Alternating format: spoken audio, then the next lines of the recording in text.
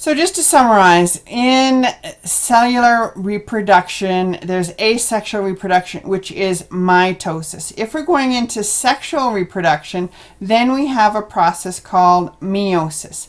In meiosis, it only happens in the sex cells, so that's the ovary and the testicles. And instead of getting one cell at the end, you get 4 cells at the end.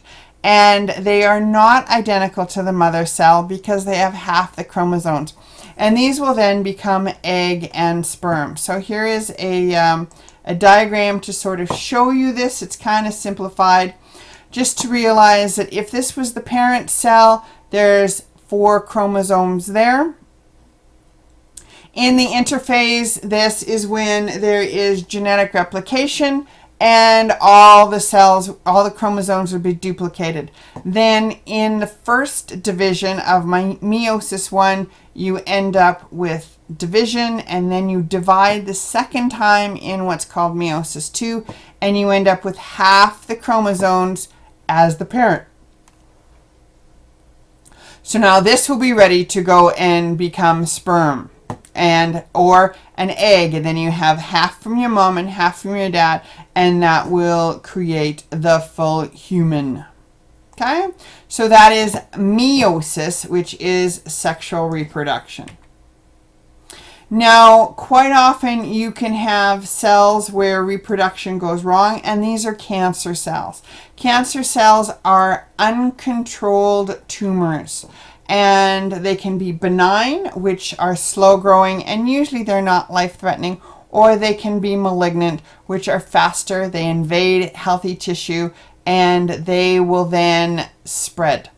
And the spreading of malignant cells is called metastasis. Meta being beyond, and state meaning state. So it's moved beyond this state to a new state. Okay, a little bit more. I just want you to realize there are different stages. Usually when you get to stage 3, you've got it spread into the lymph system, and we'll talk about why that's such a big deal when we talk about the lymph system. And stage 4, you've normally got it spread to lungs and heart and other organs, and that's when it is very difficult to cure because it's spread. Okay. We've talked about disease, and when we talk about disease, these are treatments, just be aware of it. When we talk about disease-causing microorganisms are called pathogens. Now realize fungi aren't really microorganisms because you can see them with without a microscope, so there's kind of a little bit of overlap there. A pathogen is an organism that produces disease. They come in bacteria, viruses, protozoans, and another one called prions, which we will look at. Okay, so bacteria is the largest group. There's a lot of harmless bacteria. Only about 20% of the bacteria actually causes disease. And good bacteria is like your gut bacteria, because it helps digest your food and synthesize synthesize vitamins. When you look at bacteria, they are very simple. They don't even have a nucleus. They have chromosome material. They come in different shapes. A lot of different names on them. I just want you to realize that bacteria usually causes disease by destroying the body cells or the blood cells, and they will cause fluid in the lungs, usually because the bacteria gives off toxin. It will end up giving you high fever, rapid pulse, normal discharge or pus in the area, a lot of pain and swelling. Bacteria infections can be treated with antibiotics, which are chemicals to kill the cells. And what they do is they prevent the cell from making more bacteria cells by interfering with the process of making cell walls, actually. But they can be specific or they can be general.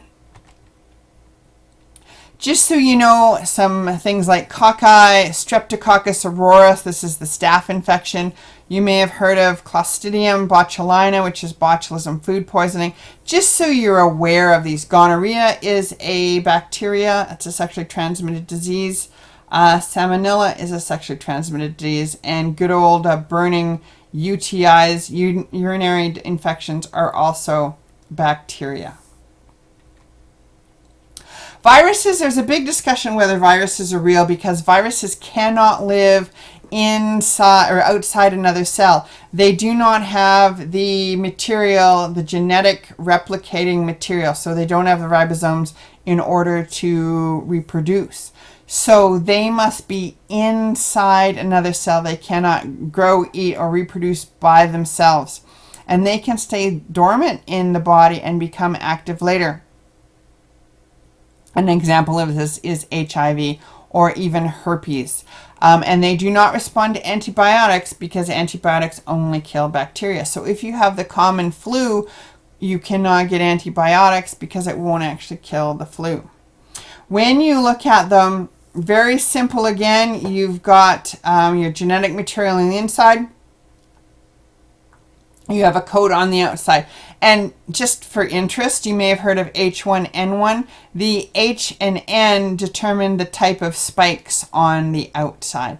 And this is an electron microscope picture because you cannot see viruses with the naked eye or even a microscope. When you look at viruses, they will shut down the cell because they go inside the cell, they take over the cell, and they rupture the cell. As a result, they're very hard to detect and kill because they're inside a cell. You'll end up with a low-grade fever, muscle aches. Some have no symptoms, some have lots of symptoms.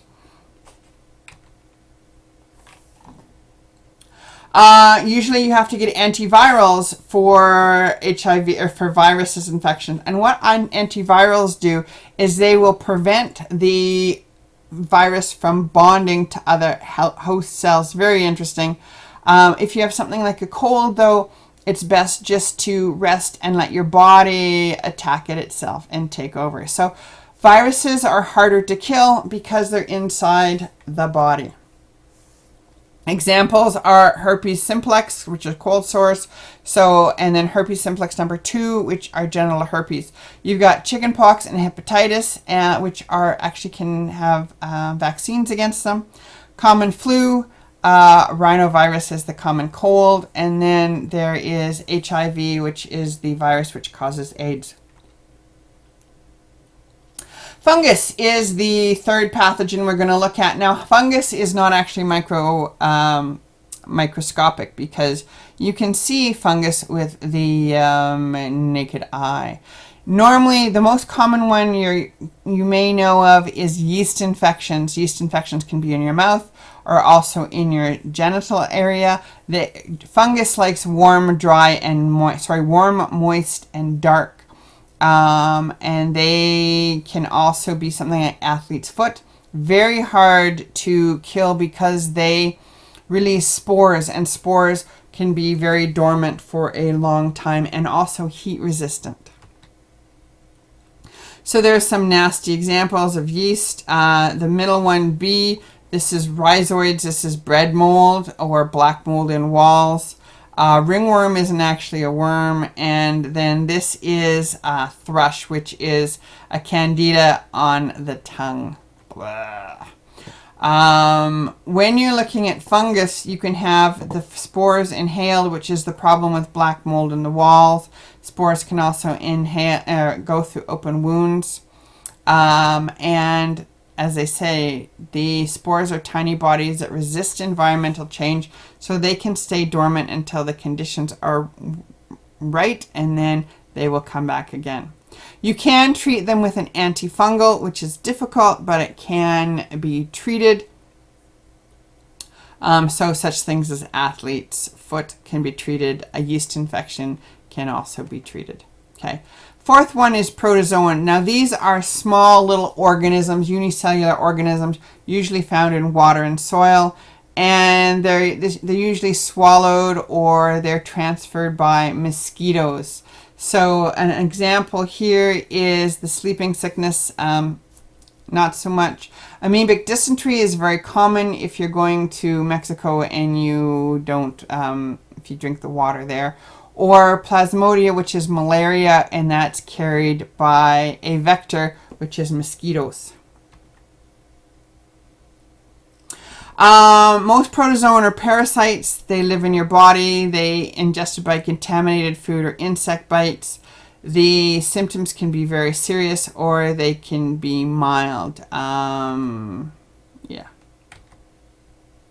And that is the end of chapter 3. Lots of information. Thanks for hanging in there.